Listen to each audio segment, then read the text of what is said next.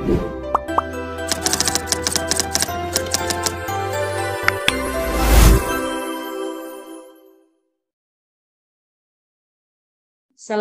warahmatullahi wabarakatuh. Alhamdulillahilladzi arsala rasulahu bil huda wa dinil haq liyudhhirahu 'ala dini kullih walau karihal musyrikun. Asyhadu an la ilaha illallah wa asyhadu anna Muhammadar Rasulullah. Allahumma shalli ala Muhammad wa ala alihi wa ashabihi ajmain. Amma ba'du. Ibu, Bapak sekalian, pada slide pertama ini adalah uluk salam saya kepada panjenengan semua. Assalamualaikum guru, begitu. Guru banyak orang mengatakan sing digugu lan ditiru ya, itu kebanyakan begitu. Tetapi sebagaimana dalam buku-buku sejarah, guru kata ini masih dipakai di dalam terminologi orang India ya, karena dari bahasa Sinhala yaitu gu dan ru. Gu artinya kegelapan dan ru artinya keterangan atau sesuatu yang gelap kemudian diubah menjadi terang, itulah tugas guru. Jadi kalau dalam Islam kita kenal yaitu minadz-zulumati ilan nur, atau kalau R.A. Kartini mengatakan habis gelap terbitlah terang, itulah tugas guru. Gu dan ru yaitu membawa dari kegelapan menuju terang benderang. Wahai para guru yang mengikuti workshop ini, sekedar uluk salam saya dari Jogja. Ada semacam tembang ya yang saya nyanyikan supaya kita lebih dekat, lebih akrab, dan lebih siap untuk berselancar pada slide-slide berikutnya. Mohon izin Ibu Anis, saya nembang terlebih dahulu ya supaya kelihatan bahwa narasumbernya asli sedang di Jogja ini. Bangga Bu Adib. Iya. Pagi-pagi wayahe turu kepati, ini judulnya wayahe turu kepati atau saat orang tidur nyenyak. Tapi sudah saya bahasa Indonesia kan dengan penyesuaian rima yang agak susah ini karena dari bahasa Jawa rimanya harus sama semua dalam bahasa Indonesia. Baik. Saat orang tidur nyenyak, burung-burung menyeruak, menyanyi serentak, ilmu sejati terkuak. Bagaimana kalau burung-burung yang menyanyi ya? Cici cuit, cici cici cuit, dede dilung, dede dede dilung. Pagi-pagi amat pagi, gunungnya terlihat asri. Kawan jangan henti, gali ilmu setiap hari. Ilmu hikmah, ilmu yang indah, ilmu berkah, ilmu yang megah. Kalau tadi a a a, i i i, sekarang ang ang ang. Sisi timur menerawang, jangan pada ungkang-ungkang, kawan ayo hengkang, kejar ilmu sampai terang. Ilmu hikmah, ilmu yang indah, ilmu berkah, ilmu yang megah. Ini juga gubahan dari majelis atau lembaga kebudayaan pimpinan pusat Aisyah supaya kita memasyarakatkan yang menjadi milik kearifan lokal kita itu Ibu Anis. Yes, sekarang kita masuk, ya Bapak Ibu sekalian, guru-guru di seluruh Indonesia. Perkenalkan saya Adib Sofia, salah satu mantan karena majalah ini sejak 1926 sehingga mantannya itu banyak, mantan pemretnya diantaranya saya yang terakhir sebagai mantan mengelola majalah ini. Saya sudah selama 21 tahun teman-teman sekalian ya Bapak Ibu sekalian. Pada waktu saya masuk di Suara Aisyah, semuanya masih dalam bentuk kertas, tetapi alhamdulillah sekarang sudah tersedia dalam bentuk website dan juga dapat diunduh di dalam aplikasi Play Store ya, ada aplikasi Suara Aisyah. Ibu Bapak bisa melihat banyak informasi-informasi baru, apa yang terjadi di pimpinan pusat Aisyah maupun dari kiriman-kiriman di seluruh Indonesia. Nah, harapan saya nanti di antara para peserta ini bisa memiliki kecakapan untuk membuat tulisan populer yang dikirim ke Suara Aisyah. Untuk yang website itu lebih mudah. Kalau yang majalah itu kan sangat serius ya. Biasanya memang dipakai untuk pedoman dan tuntunan di seluruh Indonesia. Kita tulisannya banyak yang minta kepada para ahli. Tapi kalau yang di website itu kadang bebas saja siapa yang menulis asal kontennya itu bermanfaat, kemudian memiliki unsur-unsur yang tepat di dalam penulisan populer. Insya Allah kita muat. Tinggal di email saja. Nanti kami ada tim untuk lakukan beberapa verifikasi data, kemudian apakah sudah pernah diunggah di tempat lain, kemudian cukup enggak kontennya dan sebagainya, lalu kita unggah. Jadi lebih mudah dan sangat-sangat mudah untuk Bapak Ibu sekalian peserta workshop ini mengirimkan tulisan ke Suara Aisyah. Ini sebagai perkenalan sekaligus pembuka. Ibu Bapak sekalian, di dalam dunia kepenulisan itu sebetulnya sejak dahulu sangat dipentingkan. Kalau di Aisyah ini kita mengenal ada 2 orang ini yang merupakan ilmuwan-ilmuwan hebat yang dimiliki Aisyah, yaitu mereka yang dua-duanya ini merupakan peserta Kongres Perempuan Indonesia yang pertama tahun 1928. Ini yang berkerudung 2 orang ini adalah wakil dari Aisyah ibu bapak 2 orang ini ya. Baik yang pesertanya kan tidak hanya dari Aisyah ya, ini semuanya dari seluruh Indonesia. Nah, tapi saya ingin memperkenalkan 2 orang ini ya, namanya adalah Ibu Hayyinah dan Ibu Munjiah. Sama-sama hebat, sama-sama bisa berbahasa asing ya, berbahasa Belanda pada waktu itu. Sama-sama merupakan singa podium ya, yang menyuarakan pikiran-pikiran berkemajuan sebelum kemerdekaan ya. Jadi memang kita sudah eksis sebelum kemerdekaan. Tetapi Ibu Bapak sekalian, saat pimpinan pusat Aisyah memberi SK saya menulis 2 tokoh ini, ada hal yang kemudian agak sulit untuk melanjutkan tulisan tentang Ibu Siti Munjiah. Nah, padahal kalau lihat kiprahnya, Siti Munjiah ini lebih senior dibandingkan dengan Siti Hayyinah. Tetapi bedanya untuk Siti Hayyinah itu gampang sekali kita tulis. Kenapa? Karena beliau suka menulis gitu. Jadi tulisan-tulisannya di buku-buku sejarah itu banyak. Beliau sendiri menulis di Suara Aisyah. Makalah-makalah yang dibunyikan itu juga ada tulisannya. Kemudian ditulis oleh para ahli sejarah Belanda. Ada banyak teman-teman saya yang di Fakultas Sejarah UGM yang menulis tentang bagaimana tulisan-tulisan Siti Hayyinah ini di media-media Belanda.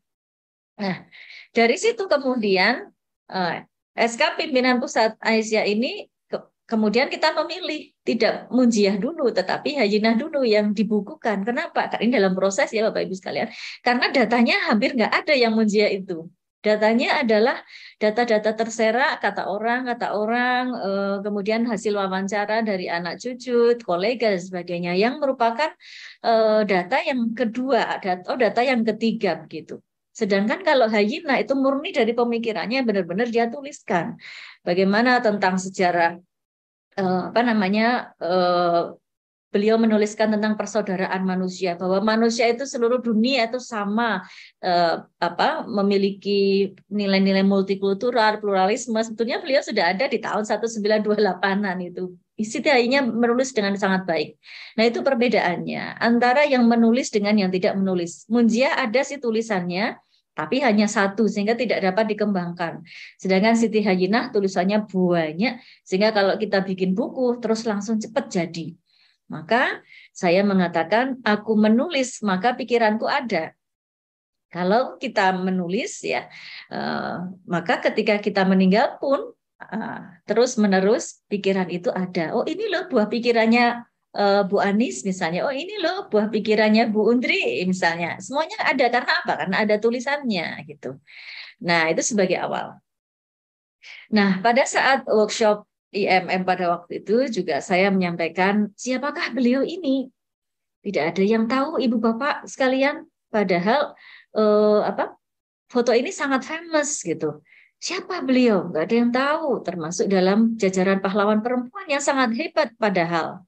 Nah, sebetulnya Iwan Fals sudah membuat lagunya, tapi nggak booming karena orang tidak tahu siapa dia gitu. Pemerintah sebetulnya juga sudah membuat filmnya, tapi juga tidak booming karena orang tidak tahu siapakah dia. Nah, kemudian ternyata ya saya sampaikan bahwa beliau ini adalah Laksamana Kemalahayati. Laksamana Kemalahayati itu, Ibu Bapak sekalian, adalah pahlawan wanita di Nusantara dari Aceh yang hidup di abad ke-16 hingga ke-17 Masehi.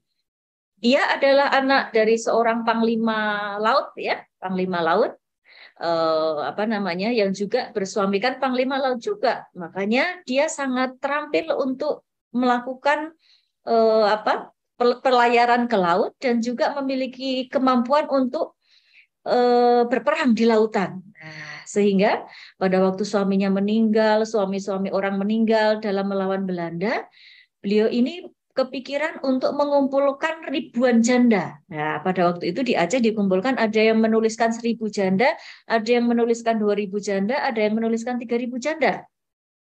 Untuk apa dikumpulkan? Dinamai sebagai Laskar Inong Bale. Laskar Inong Bale yang jumlahnya ribuan ini kemudian diajari untuk berperang sehingga pada saat Belanda datang betul-betul dapat dihancurkan oleh pasukan Inong Bale-nya Laksamana Kemalahayati ini. Akhirnya Jenderal Cornelis de Houtman sendiri mati di tangan Laksamana Kemalahayati karena cakapnya itu. Tetapi ini tidak begitu famous. Kenapa? Padahal beliau cakap sekali gitu. Karena yang ada ini adalah sejarah-sejarah yang disampaikan orang lain. Beliau tidak menuliskan bagaimanakah caranya supaya kita ini bisa menang melawan perang, bagaimanakah teknik memberikan pelatihan, kayak kita kan sering ada modul-modul memberikan pelatihan gitu ya. Ada tinggalan seperti itu, tapi tidak ada untuk Laksamana Kemalahayati. Sedangkan di satu sisi teman-teman sekalian, kalau yang namanya R.A. Kartini, yang tadi saya sebut, Habis Gelap Terbitlah Terang, atau Minaz Zulumati Ilan Nur, beliau mempunyai banyak sekali tulisan. Sehingga tulisan-tulisan ini masih eksis hingga sekarang. Direproduksi, dicetak ulang berkali-kali, buah pikirannya apa, emansipasi, feminisme, dan sebagainya itu sangat harum namanya ya, sampai harum namanya itu karena semua adalah pena yang dia tuliskan, baik-baik dikirimkan, kemudian kebetulan yang mengirimkan ini bisa mempublikasikan ya, sehingga dapat dinikmati oleh orang banyak. Memang kata pakar sejarah tidak apple to apple kita untuk membandingkan antara Laksamana Kemalahayati dengan R.A. Kartini karena masa mereka serta lingkungan mereka berbeda. Kalau di Aceh kan memang perempuan itu sangat mandiri, sedangkan kalau di Jogja, Jawa, di Jepara tempatnya R.A. Kartini, itu perempuan-perempuan pada waktu itu masih dalam kungkungan tradisi. Nah, tetapi kalau dari sisi menulis kita bisa membandingkannya bahwa siapa yang menulis maka dia akan eksis dan tetap hidup di dalam perjalanan sejarah. Bapak, Ibu sekalian yang saya hormati, mengapa kita harus menulis? Karena kita tidak selalu dalam keadaan seperti Nyai Ahmad Dahlan. Kalau Nyai Ahmad Dahlan itu, alhamdulillah ajaran-ajarannya dicatat baik-baik oleh semua murid-muridnya, ya. Dituliskan semuanya dengan apik teladan-teladannya. Oleh siapa yang menuliskan? Keluarganya, anak cucu cicitnya, ya. Mbak Wit itu, cicitnya Nyai Ahmad Dahlan masih sering menuliskan bagaimana pemikiran-pemikirannya hingga sekarang. Siti Walida juga pemikirannya direproduksi terus oleh media, penelitian, dan sebagainya. Kita tidak semuanya seberuntung itu, mempunyai murid-murid, mempunyai keluarga, anak cucu cicit, ya, media yang mensupport untuk melestarikan pemikiran kita. Oleh karena itu, di era milenial yang penuh dengan tradisi teks itu, mengapa kita tidak menulis? Karena sebetulnya menulis itu sangat-sangat mudah. Menurut Kunto Wijoyo ini Ibu Susi juga merupakan salah satu ketua pimpinan pusat Aisyah. Apa kata Pak Kunto? Syarat untuk menjadi penulis itu hanya 3. Pak Kunto itu tetangga saya ya, jadi kadang-kadang ada petuah-petuah beliau secara khusus ini. Apa syarat-syaratnya untuk menjadi penulis? Yaitu menulis, menulis, dan menulis. Ya. Jadi action aja langsung menulis. Karena apa? Pak Kunto mengatakan demikian. Kalau saya cerna, karena yang namanya menulis itu adalah sebuah keterampilan Ibu Bapak sekalian. Keterampilan itu tidak bisa diteorikan. Ikut workshop sekali selesai langsung bisa menulis, tidak. Sebagaimana bentuk keterampilan yang lain, misalnya dengan berenang ya, orang bisa berenang memang karena sambil berenang, learning by doing ya. Orang bersepeda memang karena bersepeda. Maka untuk menjadi seorang penulis, mau tidak mau, yang kita lakukan adalah menulis, menulis, dan menulis. Oke.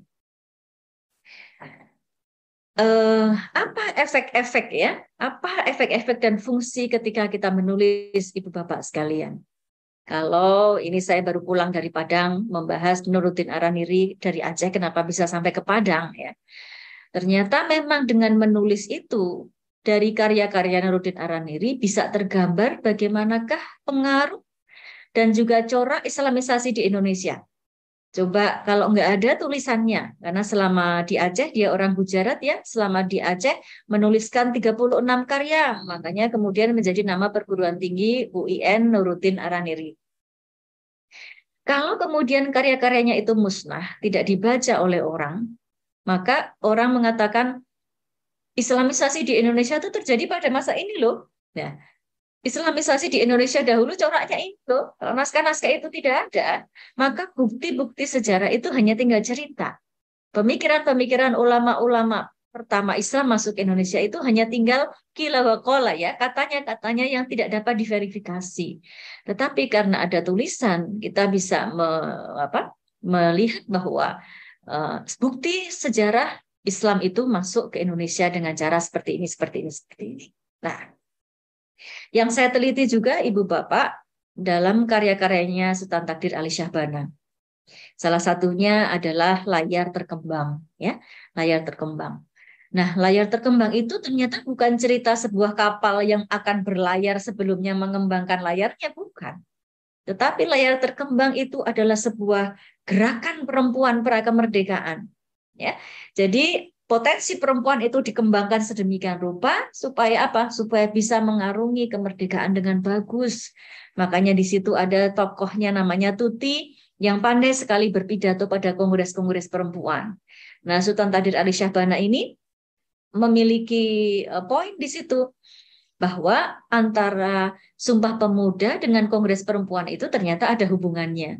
Nah, saya belum menemukan di dalam tulisan-tulisan yang lain hubungan antara Sumpah Pemuda dengan Kongres Perempuan. Pertama, ternyata Sultan Tahrir Ali Syahbana menuliskannya di dalam karya sastra, yaitu yang berjudul Layar Terkembang, yang menggambarkan berbagai macam gerakan perempuan pra kemerdekaan. Nah, Kunto Wijaya sendiri, Ibu Bapak sekalian, juga sering kali menulis ya tentang posisi seorang laki-laki dengan perempuan. Beliau mempunyai banyak tulisan, kalau yang saya teliti itu ada 13 karya-karya Kunto Wijaya yang menceritakan tentang bagaimanakah kedudukan perempuan dan laki-laki dalam keluarga yang harus setara. Ada mungkin Bapak Ibu tahu Dilarang Mencintai Bunga-Bunga, ada Impian Amerika dan sebagainya. Ada 13 yang ternyata setelah saya baca, Pak Kunto itu ingin mengatakan tentang kesetaraan perempuan. Bahkan ada tulisan-tulisan tertentu itu yang beliau menginginkan adanya pemikiran tentang monogami dalam Islam. Jadi sebetulnya Islam itu mengajarkan monogami. Itu Pak Kunto tulis bukan dalam buku-buku serius saja, buku-buku ilmiah, tetapi beliau tulis dalam buku-buku populer bahwa sebetulnya Islam itu mengajarkan monogami. Dalam buku-buku sastra malah begitu. Nah, lalu tentang Andrea Hirata. Ini saya juga melakukan penelitian Ibu Bapak sekalian. Andrea Hirata itu tidak saya teliti Laskar Pelanginya ya, karena sudah banyak sekali orang meneliti itu. Tetapi saya teliti impact-nya atau dampaknya bagi pembangunan masyarakat Belitung. Ibu Bapak mungkin bisa mengakses di Google Scholar, bagaimanakah masyarakat Belitung itu sebelum ada Laskar Pelangi dan sesudah adanya Laskar Pelangi. Ternyata sangat-sangat berbeda.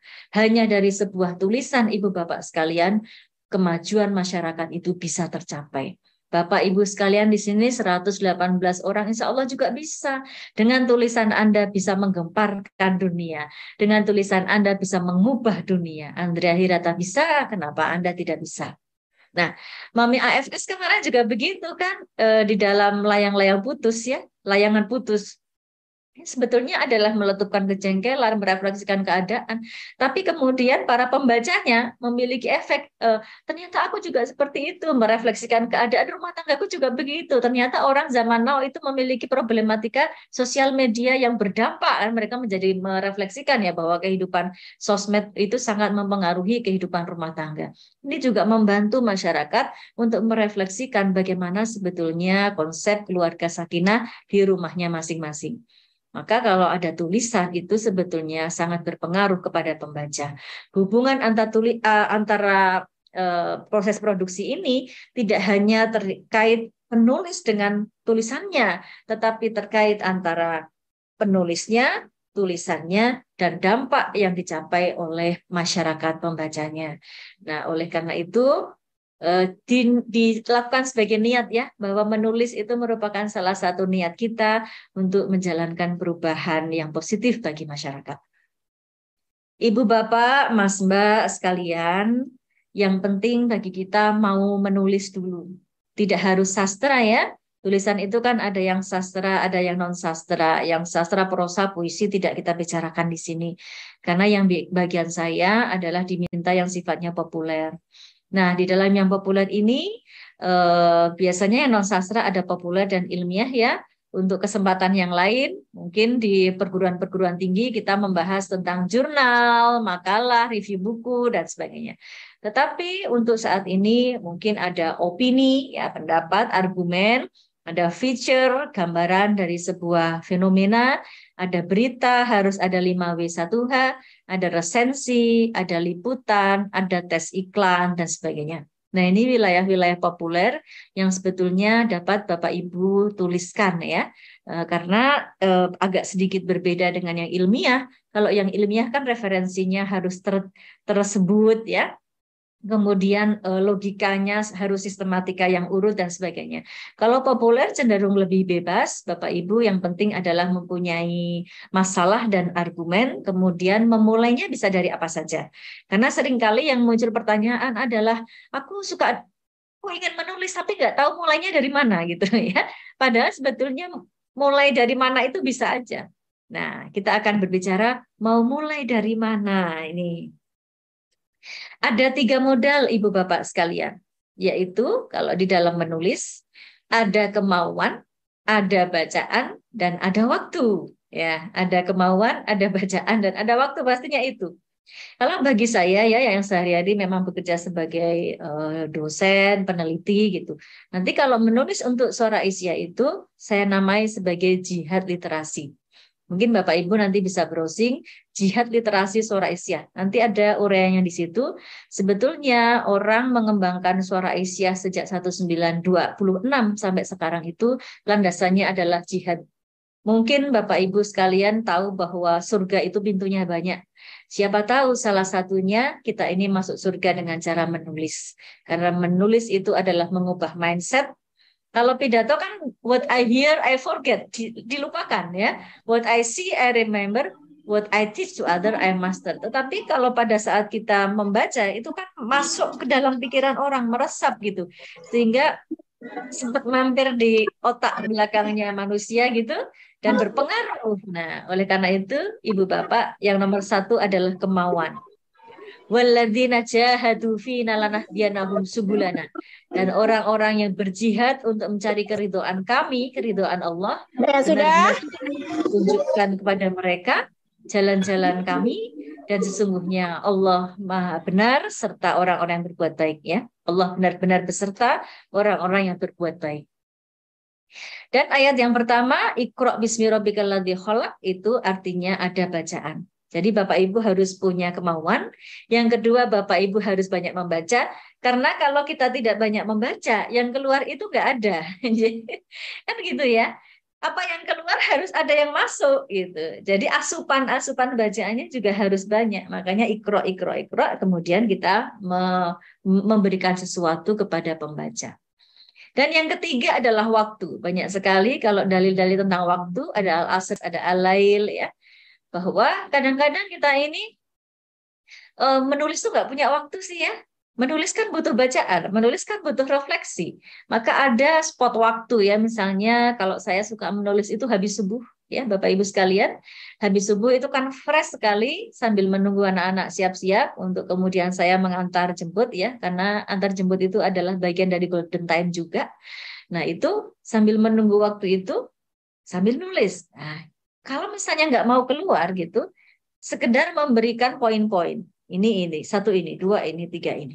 Nah, sebetulnya planningnya adalah ibu bapak harus punya waktu. Punya mau, punya bacaan, dan punya waktu. Nah, lalu bagaimana saya harus menulis? Gampang. Tulislah dari hal-hal yang terdekat ibu bapak. Jadi ibu bapak bisa melihat hal yang paling dikuasai itu apa. Sehingga ide itu mudah tereksplorasi menjadi tulisan yang bergizi. Ibu bapak suka tamasya, tulis saja tempat-tempat wisata yang pernah dikunjungi, tulis detailnya, indahnya di mana, atau mungkin menuliskan nggak enaknya di mana, terlalu crowded orangnya, nggak ada toiletnya, tulis. Saya pernah berwisata di sini, itu untuk yang senang wisata ya. Atau bisa juga ibu bapak suka memasak ya, saya suka masak ya, masak apa saja kreasi saya yaitu ini dua ini, tulis saja gitu. Atau dibikin konten YouTube kan juga bisa ya. Tapi YouTube kan lewat-lewat, teman-teman bisa menuliskannya dengan lebih detail bagaimana prosesnya masak. Kalau Anda suka masak begitu, yang suka otomotif ya tulis saja hal-hal yang paling dekat dengan Anda ya. Terus untuk menjadi seorang penulis yang narasi besar, Anda bisa menulis dari yang terkecil, Ibu Bapak sekalian. Ya, yang terkecil misalnya dari sesuatu yang bisa selesai cepat ya. Misalnya puisi dulu, satu bait, dua bait ya, atau menulis di kolom sungguh-sungguh terjadi. Kalau di koran Kedaulatan Rakyat itu kan ada kolom-kolom yang sungguh-sungguh terjadi ya. Itu apa nulis yang itu dulu gitu. Kalau Anda bisa menikmati dari tulisan-tulisan yang bentuknya pendek, lama-lama kelamaan bisa menjadi tulisan-tulisan yang lebih panjang, besoknya lagi lebih panjang dan lebih panjang lagi. Nah, yang ketiga, tulislah dengan konsistensi. Artinya ini ada pembiasaan waktu Ibu Bapak sekalian. Kalau habis subuh konsisten begitu. Soalnya kalau nanti sekali stop, mulai lagi akan males banget. Jadi buatlah diri Anda tuh kecanduan gitu ya. Aku hari ini nulis, kalau nggak nulis nggak enak. Nah, kalau ada gerakan di kampus-kampus tuh namanya ODOP ya. ODOP atau one day one paragraph. Itu sebetulnya biar bisa menimbulkan kecanduan. Kalau nggak nulis nggak enak gitu. Nanti pada saat stop, biasanya mau mulai lagi malesnya minta ampun. Itu yang saya rasakan dulu ya. Jadi ibu bapak perlu konsistensi, ya. Saya ulangi sedikit, mulailah dari yang terdekat, mulai dengan bentuk yang terkecil dan konsisten. Nah, kemudian yang keempat, menulislah dengan atmosfer. Ibu bapak yang namanya apapun itu kan perlu komunitas ya, supaya ada supporting system kita, nawa itu kita terjaga begitu. Sehingga kita perlu teman, perlu komunitas, perlu lingkungan. Untuk apa? Untuk menghindarkan diri kita dari rasa malas, ya. Biar ada saling mendukung, biar ada juga saling evaluasi. Saya dulu pada waktu di Mu'alimat, itu senang banget ada teman yang mereview karya saya. Sehingga saya dulu sering dimuat di Kuntum, Ibu Bapak. Kuntum itu majalahnya IPM ya.